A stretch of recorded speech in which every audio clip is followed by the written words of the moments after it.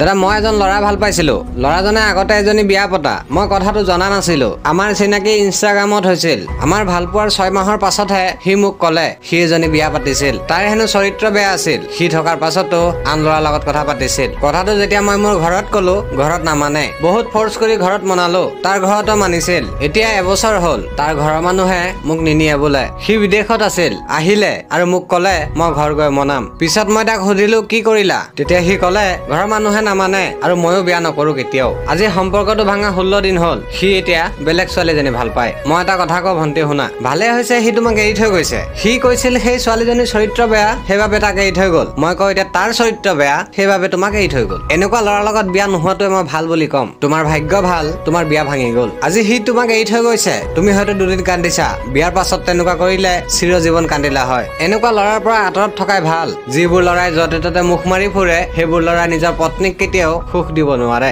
গতিকে তাক পাহৰিবলৈ চেষ্টা কৰা আৰু শুনা এজন মানুহ গুচি গ'লে জীৱনটো শেষ হৈ নাযায় জীৱনটো বহুত ডাঙৰ মানুহ আহি থাকিব গৈ থাকিব যিয়ে তোমাক বুজি পাব তেওঁহে তোমাক ভাল পাব আমি কিবা ভুল কৰিলে তাৰ পৰা এটা শিক্ষা পাওঁ তোমাৰ ভুলবোৰক ভুল বুলি নাভাবি এটি শিক্ষা বুলি লৈ জীৱনত আগবাঢ়ি যোৱা ধন্যবাদ